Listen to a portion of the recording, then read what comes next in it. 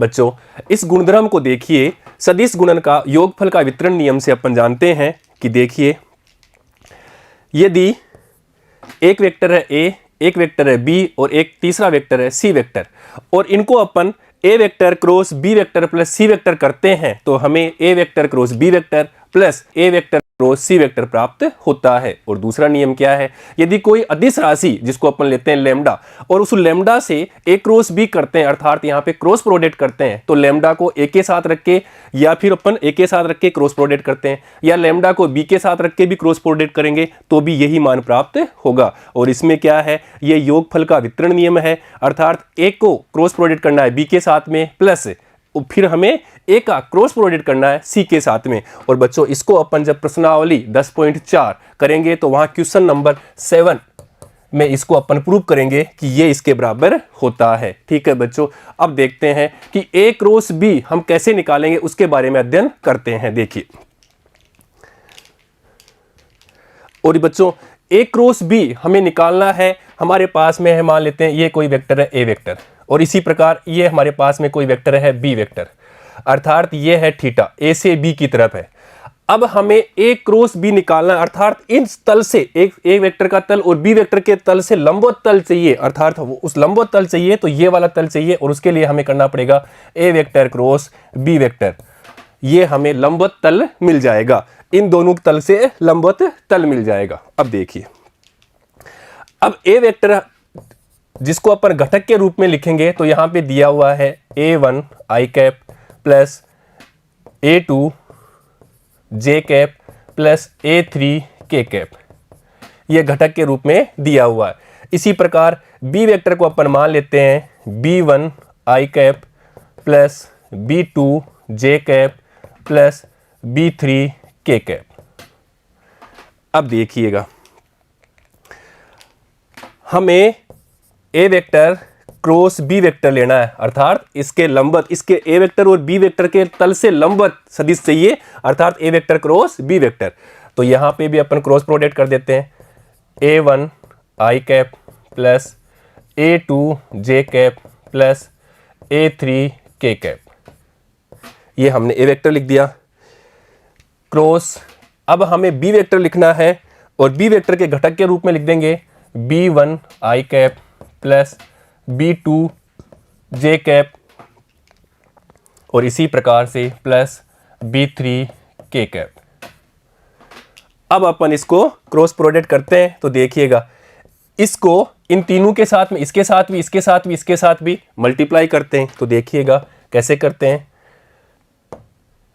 a1 i cap cross b1 i cap, फिर इस ए को अब की बार इसके साथ में करना है तो देखिएगा plus a1 i cap plus b2 j cap, अब की बार हमें इसके साथ करना है तो plus a1 i cap plus b3 k cap. तो इस एक का इन तीनों के साथ में हमने क्रॉस प्रोडक्ट कर दिया। अब देखिए प्लस, अब इसका करते हैं इन तीनों के साथ में ही तो देखें यहां से a2 j cap into b1 i cap plus a2 j cap into b2 j cap plus यहां पे देखिए a2 j cap into b3 k cap, इसका भी तीनों के साथ में क्रॉस प्रोडक्ट कर दिया प्लस। अब इसका देखते हैं, इसको भी तीनों के साथ में क्रॉस प्रोडक्ट करते हैं तो a3 k cap into b1 i cap plus a3 k cap into b2 j cap plus a3 k cap into b3 k cap, ये हमने मल्टीप्लाई कर दिया। अब ध्यान रखने वाली बात क्या है, हम जानते हैं कि i cross i is equal to j cross j, और इसी प्रकार से k क्रॉस k कैप, ये तो 0 के बराबर होता है, अपन पढ़ चुके हैं। और देखिए इसको याद रख लीजिए चक्रीय क्रम को, आई कैप, जे कैप, के कैप, ये इंपॉर्टेंट है, इसको आप यहीं सीख लीजिए। हम जानते हैं a vector cross B vector वो बराबर होता है माइनस बी वेक्टर क्रॉस ए वेक्टर। ये अपन दक्षिणावर्त पद्धति नियम वहां पे अपन पढ़ चुके हैं कि अब दिशा चेंज हो जाती है तो माइनस लग जाएगा। अब देखिए, तो यहां से आई कैप क्रॉस जे कैप ये चक्रीय क्रम है तो किसके बराबर होगा, के कैप के। इसी प्रकार से जे कैप क्रॉस के कैप और ये भी चक्रीय क्रम है तो ये किसके बराबर होगा, आई कैप से। इसी प्रकार के कैप क्रॉस आई कैप ये भी चक्रीय क्रम है तो ये किसके बराबर होगा, जे कैप के। ठीक है बच्चों, अब देखिए अगर ये चक्रीय क्रम में ना हो तो अपन माइनस लगाएंगे, तो कैसे उसको भी देखो। अपन उल्टा चलते हैं, आई कैप क्रॉस के कैप चक्रीय क्रम से विपरीत है अर्थात यहां पे क्या होगा, माइनस जे कैप। ऐसे ही यहां से देखिए उल्टा चलते हैं अपन, जे कैप क्रॉस के कैप, चलना इधर चाहिए था, जे कैप क्रॉस के कैप, तो देखिए उल्टा चलते हैं अपन, तो यहां से के कैप क्रॉस जे कैप, यहां से के कैप क्रॉस जे कैप ये किसके बराबर, माइनस आई कैप के।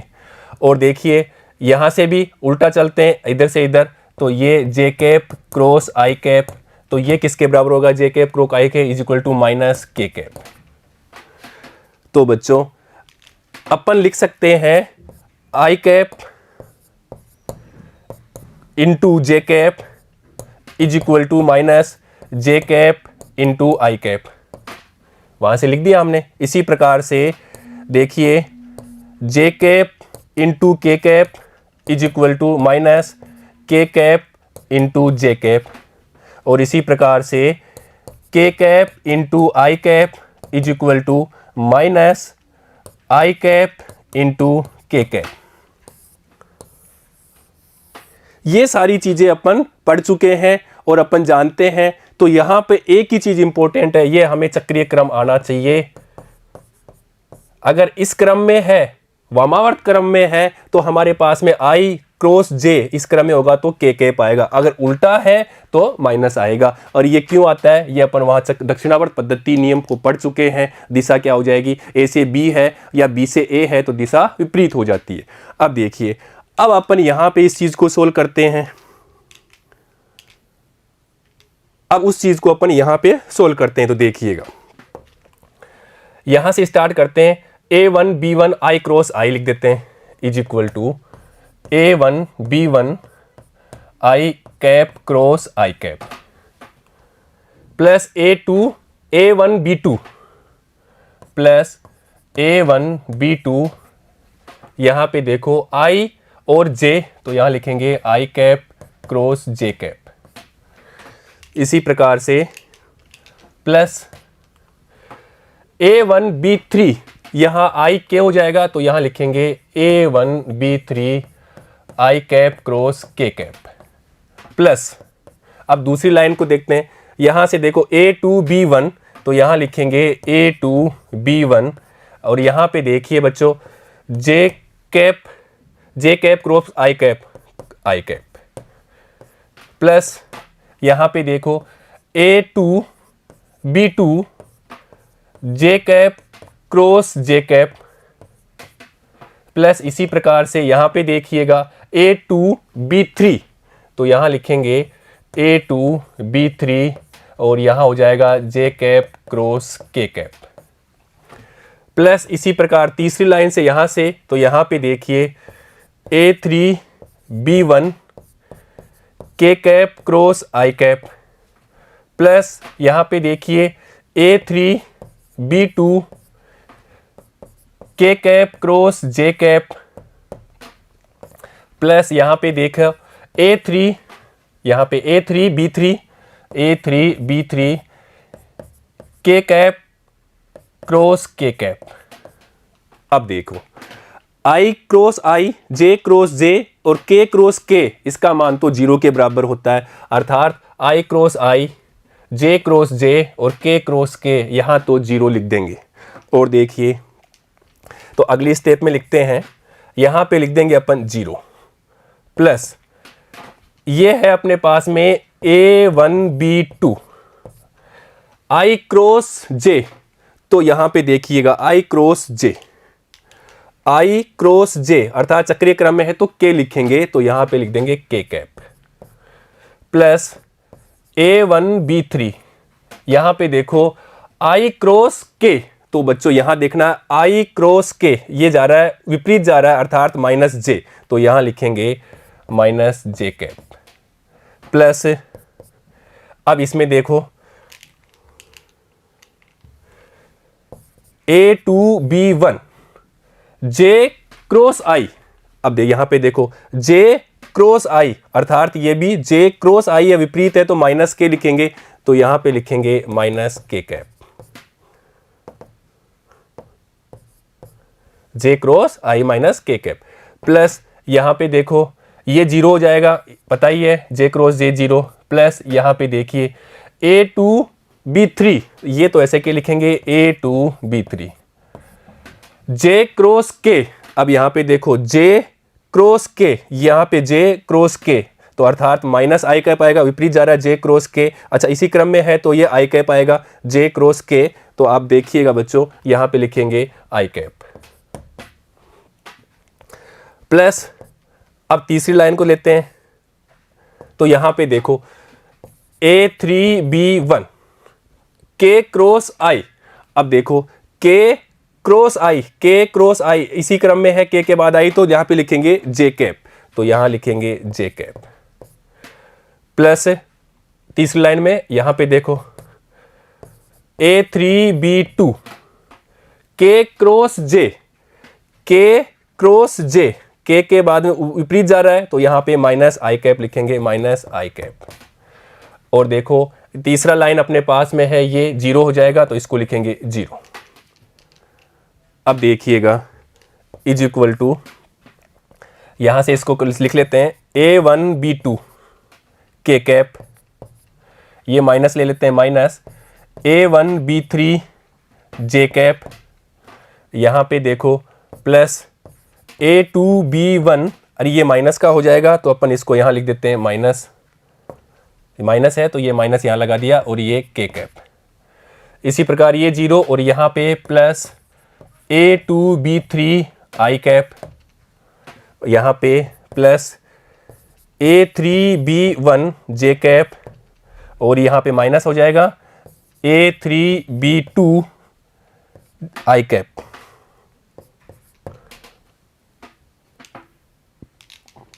अब बच्चों आई कैप के घटक ले लेते हैं, ये आई कैप का है और एक अपने पास ये आई कैप का, इसलिए यहां से आई कैप कॉमन हो जाएगा तो A2B3 माइनस A3B2 ये हमने लिख दिया आई कैप। अब लेते हैं जे कैप, तो जे कैप के लिए देखिए अपने पास में जे कैप में ये रहा एक और जे कैप में अपने पास में ये रहा,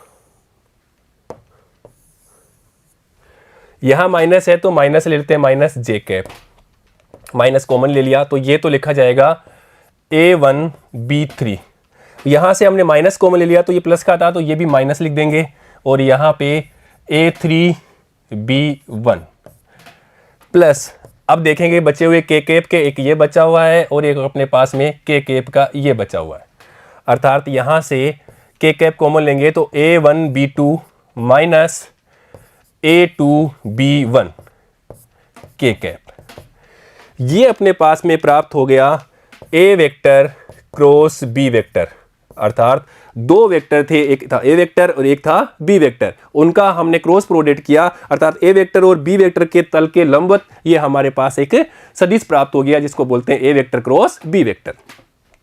अब बच्चों ये मान अपन ऐसे भी करते हैं जैसे सारणिक की सहायता से I कैप जे कैप के कैप, पहले अपन ए वेक्टर के घटक लिखेंगे ए वेक्टर क्रॉस बी वेक्टर और ए वेक्टर के घटक हैं A1 A2 A3, इसी प्रकार बी वेक्टर के घटक लिखेंगे तो B1 B2 B3 और सारणी की सहायता से इसको सोल्व करते हैं तो देखिएगा आई कैप, इस लाइन को छोड़ना है और इस लाइन को छोड़ना है, तो ये माइनस ये, अर्थात यहां से देखो अपने पास प्राप्त हो जाएगा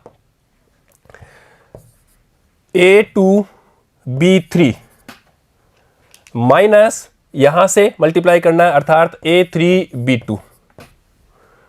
ऐसे यहां पे देखिए माइनस जे कैप, जे कैप के लिए हमें ये लाइन छोड़नी है और ये लाइन छोड़नी है, ये माइनस ये करना है, तो देखिएगा अर्थात यहां से अपने पास प्राप्त हो जाएगा A1B3 माइनस A3B1 प्लस अभी हमें लेना है के कैप, अर्थात ये लाइन और इस लाइन को अभी छोड़ना है, ये माइनस ये करना है, अर्थात अब देखिएगा यहां से अपने पास में A1B2 माइनस A2B1 प्राप्त होगा। अब देखिए इसको देते हैं समीकरण 1 और इसको देते हैं समीकरण 2। अब देखो ये भी किसके बराबर है, A vector cross B vector. तो बच्चों समीकरण 1 और समीकरण 2 को मिलाओ, ये अपने पास समीकरण 1 था। तो समीकरण 1 और 2 को अपन तुलना करते हैं तो दोनों सेम ही है, अर्थात समीकरण 1 बराबर समीकरण 2 प्राप्त होता है। तो अर्थात अपन कह सकते हैं कि हमें दो वेक्टर हो, कोई भी एक वेक्टर A हो और एक वेक्टर B हो, इन वेक्टरों से क्रॉस प्रोडक्ट करना है, तो अर्थात इनके तल के लंबवत कोई सदिश लेना है, जिसको अपन करते हैं A vector cross B vector. और उसके लिए अपन सारणिक की मदद ले लेंगे, I cap, J cap, K cap, और इसके घटक लिखेंगे, वो मान लेते हैं A1, A2, A3, और फिर B वेक्टर के घटक लिखेंगे B1, B2, B3, और इसको अपन सारणी की सहायता से सोल्व करेंगे तो हमारे पास में A vector cross B vector अर्थात लंबवत सदिश हमें प्राप्त हो जाएगा। तो ऐसे अपन को ऐसे क्वेश्चन को सोल्व करने हैं, दो वेक्टर मिल जाएगा, उसको हमें क्रॉस प्रोडक्ट कैसे करना है इसकी सहायता से अपन क्रॉस प्रोडक्ट कर लेंगे। ठीक है बच्चों, यही बात यहाँ पे लिखी हुई है कि A vector B vector I J K, A vector के घटक A1, A2, A3, B1, B2, B3, ये B वेक्टर के घटक है, जिसको अपन इस प्रकार से व्यक्त कर सकते हैं।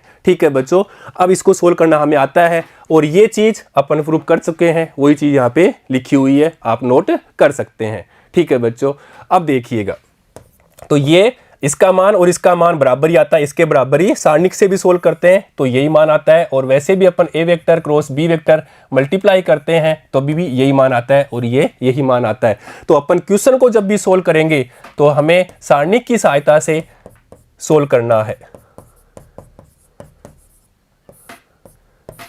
इसकी सहायता से हमें A vector cross B vector अर्थात क्रॉस प्रोडक्ट हमें इसकी सहायता से सोल्व करेंगे। ठीक है बच्चों, तो बच्चों अब समझते हैं उदाहरण से। देखिए एग्जाम्पल 22, यदि A वेक्टर और B वेक्टर दिया है तो हमें A vector cross B vector का मापांक निकालना है। तो देखिए हमें दे रखा है A वेक्टर है 2I cap plus J cap plus 3K cap. ऐसे ही हमें B वेक्टर दे रखा है 3I cap plus 5J cap minus 2K cap. अर्थात दो वेक्टर हैं, इनका हम क्रॉस प्रोडक्ट करना है और क्रॉस प्रोडक्ट हम जानते हैं सारणी की सहायता से करेंगे। तो A vector cross B vector, इसके लिए अपन सारणी लेंगे, यहाँ पे लिखेंगे I कैप, यहाँ पे J कैप और यहाँ पे K कैप। पहले A वेक्टर के घटक लिखेंगे, वो यहाँ से 2 इसके साथ मल्टीप्लाई किया है 1 और इसके साथ में 3, तो यहाँ लिखेंगे 2 1 3। अब हमें B वेक्टर के घटक लेंगे और B वेक्टर घटक यहाँ पे है, ये देखो बच्चों 3 5 और -2, यहाँ पे लिखा 3 5 -2, क्योंकि जो R वेक्टर होता है वो अपन मानते हैं XI cap plus YJ cap plus ZK cap, और इससे तुलना करते हैं अपन, तो x क्या है 2, y क्या है 1 और z क्या है 3। यहाँ पे देखिए x क्या है 3, y क्या है 5। यहाँ पे अपन क्या करेंगे, यहाँ प्लस लिखेंगे, यहाँ -2 और ये लिखेंगे k कैप, तो यहाँ पे z क्या हो गया -2। तो ऐसे अपन कंपेयर करके यहाँ पे इसको लिखते हैं। अब देखिएगा आगे, अब अपन इसको सोल्व कर लेते हैं, वो हमें आता है, अभी सीखा है। तो i कैप, इस लाइन को इसको छोड़ना है, अर्थात -2 और -15, ये माइनस ये, तो ये माइनस था तो -2 और यहाँ से 15 माइनस j कैप। अब की बार इसको छोड़ना है, अर्थात -4 और यहाँ से -9, 3 × 3 9 plus k cap. k cap के लिए देखो, ये इसको छोड़ना है, इसको छोड़ना है, अर्थात 10, 5 × 2 10, तो यहाँ लिखेंगे 10 और यहाँ पे देखो 3 × 1 तो -3 इज इक्वल टू, यहाँ पे देखो -17 i कैप, यहाँ पे देखो -13 और ये माइनस से हो जाए तो प्लस का हो गया, +13 j कैप और यहाँ पे 7 k कैप बचेगा। ये तो हमारे पास में प्राप्त हुआ a vector cross b vector, और क्वेश्चन में हमें दिया है इसका मापांक निकालना है, अर्थात a vector cross b vector का मापांक लेना है, मोड ले लेंगे, अर्थात √-17 का स्क्वायर प्लस 13 का स्क्वायर प्लस 7 का स्क्वायर। तो बच्चों इसको अपन सोल्व करते हैं, तो ये होता है 289 प्लस यहाँ से करेंगे 169 और यहाँ पे 49, और इसको अपन सोल्व करते हैं तो ये प्राप्त होगा 507 का √ और यही हमारा आंसर है।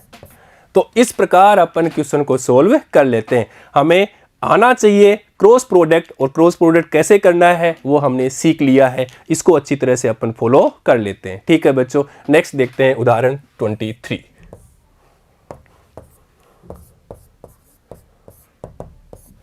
सदिश a + b और a - b में से प्रत्येक के लंबवत मात्रक सदिश ज्ञात करना है।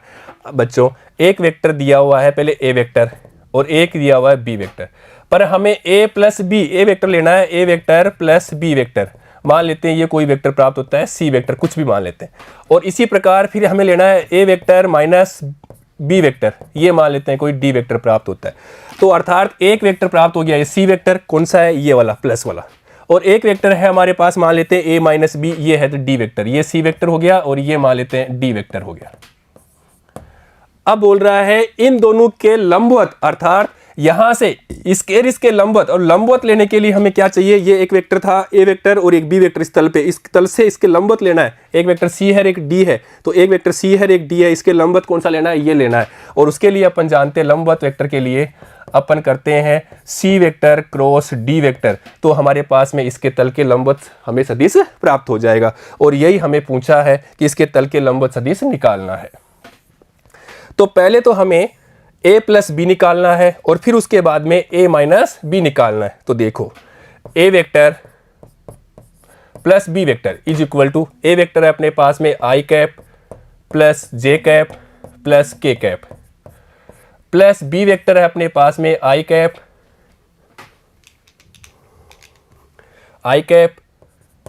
Plus 2j cap plus 3k cap, इसका योग कर देते हैं, तो i cap plus i cap 2i cap हो जाएगा, j cap plus 2j cap तो ये हो जाएगा 3j कैप, ऐसे k cap plus 3k cap ये हो जाएगा 4k कैप। ये अपने पास में a vector plus b vector प्राप्त हो गया। अब दोबारा निकालना है a vector minus b vector, घटाना है इस बार, अर्थात i cap plus j cap plus k cap minus b vector i cap plus 2j cap plus 3k cap, घटा देते हैं तो देखिएगा i cap minus i cap अर्थात 0i cap, j cap minus 2j cap अर्थात minus 1j cap, k cap minus 3k cap तो minus 2k cap. ये हमारे पास में कौन सा हो गया, a vector minus b vector. अब इन दोनों के तल के लंबवत चाहिए, प्रत्येक के, इसके भी लंबवत और इसके भी लंबवत, अर्थात ये अपने पास में a vector plus b vector हो गया, और ये मान लेते हैं a vector minus b vector हो गया। इनके लंब के तललंबवत यही आएगा, उसके लिए हमें क्या करना पड़ेगा, क्रॉस प्रोडक्ट करेंगे तो हमारे पास में इनके तल से इन दोनों के लंबवत सदिश मिल जाएगा। तो हम यहाँ पे क्रॉस प्रोडक्ट कर देते हैं। तो देखिएगा A vector plus B vector cross A vector minus B vector, और उसके लिए अपन जानते हैं सारणिक आई कैप जे कैप के कैप। अब A vector plus B vector के घटक लिखना है, अर्थात यहां से लिखना है 2 3 4, तो यहां लिखेंगे 2, इसके नीचे 3 और इसके नीचे 4। अब A vector minus B vector अर्थात इसके घटक लिखना है, तो यहां पे 0, यहां पे -1 और यहां पे -2। अब इसको हम सोल्व कर लेते हैं, और ये सोल्व करना भी हमें आता है। तो देखिए, इसलिए आई कैप इसको छोड़ेंगे तो -6 और यहाँ पे minus minus plus 4 minus J cap, इस लाइन को छोड़ना इसको छोड़ना अर्थात -4 और ये 0 प्लस के कैप के देखिए ये छोड़ देंगे तो -2 और ये 0। ठीक है, अब देखिएगा, अब हमारे पास में इसको सोल्व कर लेंगे तो हमारे पास में यहाँ से -2 आई कैप, यहाँ पे देखिए माइनस माइनस प्लस तो +4 जे कैप और यहाँ पे -2 के कैप प्राप्त हो जाएगा। ये हमारे पास में प्राप्त हो गया A vector cross B vector, A vector plus B vector cross product है A vector minus B vector का, अर्थात इसके तल के लंबवत हमने ये प्राप्त कर लिया। अब क्वेश्चन में दे रखा है कि इसका मात्रक सदिश निकालना है, अर्थात हम मान लेते हैं ये सी वेक्टर है, तो सी वेक्टर का मात्रक सदिश निकालना है। अब क्वेश्चन में हमें मात्रक सदिश निकालना, लंबवत मात्रक सदिश, तो लंबवत तो निकाल लिया, अब लंबवत का मात्रक सदिश निकालना है, और वो होता है C vector upon C vector का परिमाण, ये होता है सी कैप मात्रक सदिश। तो यहां से देखो is equal to c cap is equal to c vector अपने पास में ये है, तो यहां से लिख देंगे -2 आई कैप प्लस 4 जे कैप -2 के कैप अपॉन इसका मापांक अर्थात √-2 का स्क्वायर 4 का स्क्वायर 16 और यहां पे -2 का स्क्वायर 4। इसको अपन सोल्व करते हैं इज इक्वल टू, तो देखिएगा -2 आई कैप प्लस 4 जे कैप -2 के कैप अपॉन √24। बच्चों यहां पे 2 कॉमन ले लें, तो इधर भी कुछ ऐसा करें कि 2 मिल जाए, तो 2 से 2 कट सकता है, तो इसके लिए अपन इसको भी कर सकते हैं -2 आई कैप प्लस 4 जे कैप -2 के कैप अपॉन 4 × 6। 4 × 6 कितना होता है 24, पर 4 का अपन वर्गमूल ले लेंगे 2 आ जाएगा, तो इसको अगले स्टेप में लिख सकते हैं -2 आई कैप प्लस 4 जे कैप -2 के कैप अपॉन 2√6। अब बच्चों अलग अलग लिख लेते हैं इसे, तो -1 आई कैप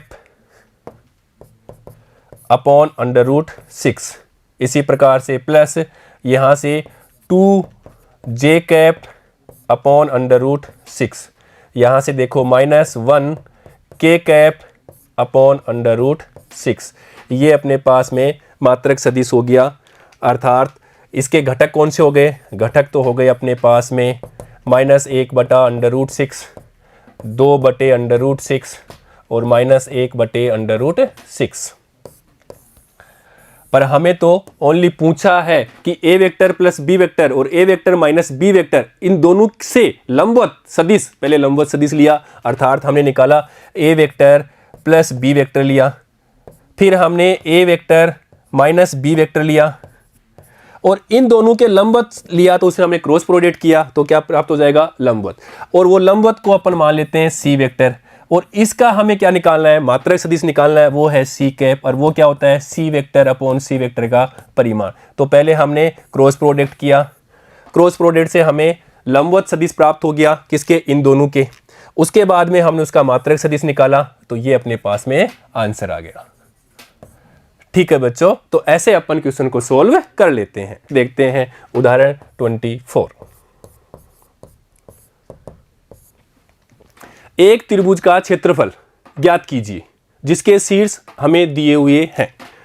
अब देखिए, मान लेते हैं ये अपने पास में त्रिभुज है ए बी सी। ए के शीर्ष दिए हुए हैं 1 1 1, बी के शीर्ष हमें दिए हैं 1 2 3, ऐसे ही सी के शीर्ष दिए हैं 2 3 1। और बच्चों त्रिभुज का क्षेत्रफल वो अभी अपन पढ़ चुके हैं। त्रिभुज का क्षेत्रफल, पहले फॉर्मूला लिखते हैं। त्रिभुज का क्षेत्रफल वो होता है 1/2 a b vector cross a c vector, या इसको लिखते हैं संलग्न भुजा हो तो अपन इसको ऐसे भी लिख सकते हैं 1/2 ए वेक्टर क्रॉस बी वेक्टर। ये त्रिभुज की संलग्न भुजाएं हैं। तो इन दोनों में से किसी में भी अपन त्रिभुज का क्षेत्रफल निकाल सकते हैं। अब यहाँ पे ए बी वेक्टर और ए सी वेक्टर निकालना है हमें, तो यहाँ पे निर्देशांक दिया है, पर अपन जानते हैं कि ये मान लेते हैं मूल बिंदु है O, जिसके निर्देशांक 0 0 0। तो मूल बिंदु के सापेक्ष ए बिंदु ये होता है अपना ए वेक्टर स्थिति सदिश। ऐसे ही यहाँ से निकालेंगे ये हो जाएगा बी स्थिति सदिश, और ऐसे यहाँ से निकालेंगे ये हो जाएगा सी स्थिति सदिश। तो यहाँ से अपन स्थिति सदिश निकालेंगे, पोजीशन वेक्टर। पोजीशन वेक्टर निकालने के बाद में अपन ए बी वेक्टर निकाल सकते हैं, बी का स्थिति सदिश माइनस ए का स्थिति सदिश, तो ए बी वेक्टर मिल जाएगा। फिर ऐसे ही हमें सी का स्थिति सदिश माइनस ए का स्थिति सदिश, तो हमें ए सी वेक्टर मिल जाएगा। फिर हम क्रॉस प्रोडक्ट कर लेंगे, मापांक लेंगे तो क्षेत्रफल प्राप्त हो जाएगा। तो ऐसे अपन को सोचना है कि क्वेश्चन को कैसे इसको सोल्व करेंगे। तो पहले अपन निकाल लेते हैं ए स्थिति सदिश इज इक्वल टू, यहाँ से 0 0 तो यहाँ पे हो जाएगा आई कैप प्लस जे कैप प्लस के कैप। ऐसे ही बी स्थिति सदिश इज इक्वल टू, बी स्थिति सदिश यहाँ से प्राप्त होगा, ये है, तो यहाँ से आई cap plus 2 j cap plus 3 k cap. ये अपन पढ़ चुके हैं स्थिति सदिश में।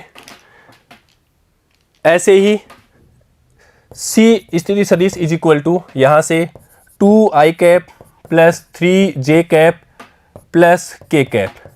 ये अपने पास में पोजीशन वेक्टर प्राप्त हो गए। अब बच्चों पोजीशन वेक्टर से अपन ए बी वेक्टर प्राप्त कर लेंगे, तो यहाँ हमें चाहिए पहले a b vector. A b vector is equal to b का स्थिति सदिश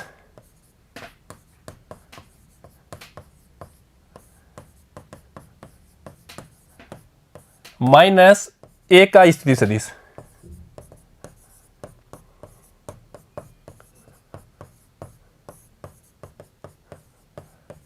और ये अपन निकाल चुके हैं बी का स्थिति सदिश यहाँ पे और ए का स्थिति सदिश यहाँ पे, तो ये यहाँ पे लिख देंगे। तो देखिएगा is equal to i cap plus 2 j cap plus 3 k cap. ये हमने बी का स्थिति सदिश लिख दिया, आई cap plus 2 j cap plus 3 k cap. अब ए का लिखना है माइनस ए का स्थिति सदिश आई कैप प्लस जे कैप प्लस के कैप होता है, ये यहाँ से लिख दिया आई कैप प्लस जे कैप प्लस के कैप। अब इसको अपन सोल्व करते हैं। आई कैप माइनस का है तो 0 आई कैप, 2 जे माइनस तो यहाँ पे जे है तो यहाँ पे हो जाएगा जे कैप, 1 जे कैप होगा, जे कैप लिख सकते हैं। 3 के और यहाँ से माइनस के तो यहाँ लिखेंगे प्लस 2 के कैप। ये अपने पास प्राप्त हो गया ए बी वेक्टर। और ऐसे ही हमें निकालना है ए सी सदिश, तो ए सी सदिश, इसके लिए सी का स्थिति सदिश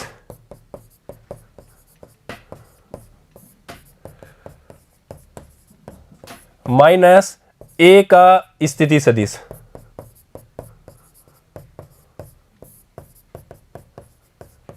और ये अपन निकाल चुके हैं सी का स्थिति सदिश यहाँ से 2i प्लस 3j प्लस के, तो यहाँ लिखेंगे 2i cap plus 3j cap plus k cap minus ए का स्थिति सदिश यहाँ से लिखेंगे i j k, तो यहाँ लिख देंगे i cap plus j cap plus k cap. इसको भी सोल्व कर लेते हैं। Is equal to 2i cap minus i cap, तो यहाँ पे i कैप, 3j कैप और माइनस j कैप तो plus 2j cap, k cap minus k cap plus 0 k cap. घटा दिया हमने, ये अपने पास प्राप्त हो गया ए सी सदिश। अब हमें करना है ए बी सदिश क्रॉस ए सी सदिश, और इसके लिए अपन यूज करते हैं सारणिक, अर्थात आई कैप जे कैप के कैप। अब देखिए इसके घटक लिखेंगे, इसके घटक के लिए यहां से लेंगे इसके घटक 0 1 और 2, तो यहां लिखेंगे 0 1 और 2।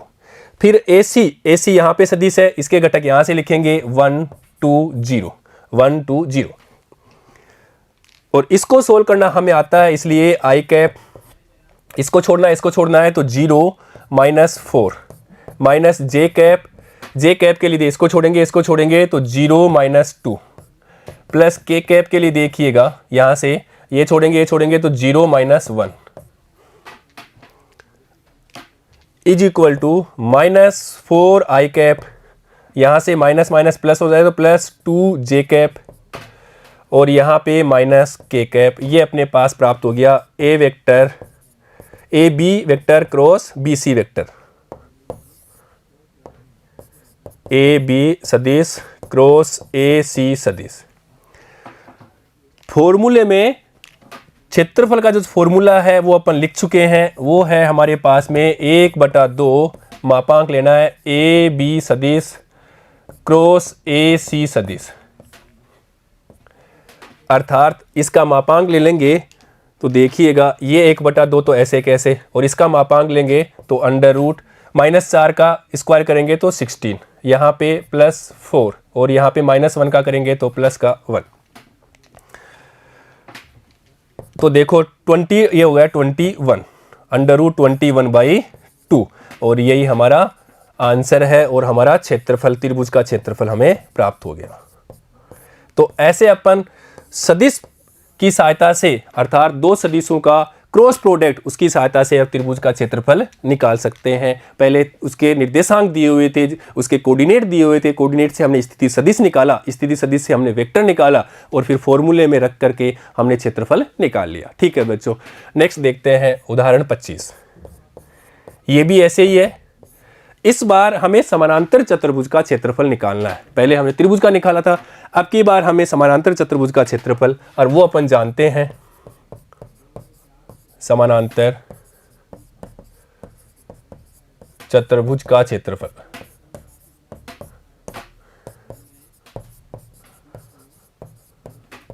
इज इक्वल टू संलग्न भुजाओं का क्रॉस प्रोडक्ट करना है, तो हमें क्या प्राप्त होगा, समानांतर चतुर्भुज का क्षेत्रफल। अर्थात ये से देखिए, ये अपने पास में एक समानांतर चतुर्भुज है ए बी सी डी, ये संलग्न भुजा है उसकी ए वेक्टर, और ये संलग्न भुजा है बी वेक्टर, अर्थात ए वेक्टर क्रॉस बी वेक्टर करके उसका मापांक ले लेंगे तो हमारे पास प्राप्त हो जाएगा इसका क्षेत्रफल। या इसको भी ऐसे लिख सकते हैं, एक ही बात है, a b vector cross a d vector, इसकी सहायता से भी अपन क्या कर सकते हैं, इसका क्षेत्रफल निकाल सकते हैं। अब देखो क्वेश्चन को, तो क्वेश्चन में तो हमें ए वेक्टर और बी वेक्टर दिया हुआ ही है, तो हमें ये निकालने की जरूरत नहीं, सीधा यहीं से निकाल लेंगे। संलग्न भुजाओं दे रखी है, तो समानांतर चतुर्भुज का क्षेत्रफल ज्ञात कीजिए जिसकी संलग्न भुजाएं अर्थात ए वेक्टर और ये बी वेक्टर हमें दिया हुआ है। बस फॉर्मूले में रखना है और आंसर निकाल लेना है। तो देखिए इसको निकाल लेते हैं अपन। तो पहले करते हैं a vector cross B vector, और उसके लिए हम सारणिक का यूज करेंगे, आई कैप जे कैप के कैप। अब देखिए यहाँ पे इसके घटक लिखने हैं ए वेक्टर के, तो 3 1 4, तो यहाँ लिखेंगे 3, यहाँ लिखेंगे 1 और इसके नीचे लिखेंगे 4। ऐसे ही बी वेक्टर के घटक देखो, ये 1 -1 और ये 1, तो यहाँ पे लिखेंगे 1 -1 1। ठीक है, उसके बाद अगला स्टेप है हमारा इसको सोल्व करना, अर्थात आई कैप, इसको छोड़ना है 1 माइनस माइनस प्लस हो जाए तो +4 माइनस जे कैप के लिए इस लाइन को छोड़ना है, इसको छोड़ना है, अर्थात 3 -4 प्लस के कैप के लिए देखिए इसको छोड़ेंगे तो -3 और यहाँ पे -1 is equal to 5 i cap. यहाँ पे देखो माइनस हो जाएगा, बाहर आएगा तो ये माइनस माइनस प्लस जे कैप, यहाँ पे देखो -4k, ये अपने पास ए वेक्टर क्रॉस बी वेक्टर प्राप्त हो गया। अब देखिए ए वेक्टर क्रॉस बी वेक्टर का हम मापांक ले लेते हैं, अर्थात 25, 5 का स्क्वायर 25, 1 का स्क्वायर 1, 4 का स्क्वायर 16, -4 का 16 का अंडर रूट। तो यहाँ पे देखो इज इक्वल टू, यहाँ पे 6 6 12 2, तो यहाँ पे 2 3 और 1 4, 42 का अंडर रूट। तो देखिए ये अपने पास प्राप्त हो गया A vector cross B vector का परिमाण, और यही हमारा क्या है, समानांतर चतुर्भुज का क्षेत्रफल।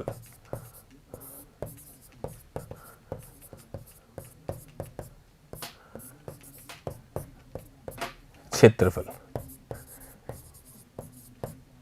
इज इक्वल टू √42 और हमारा आंसर है।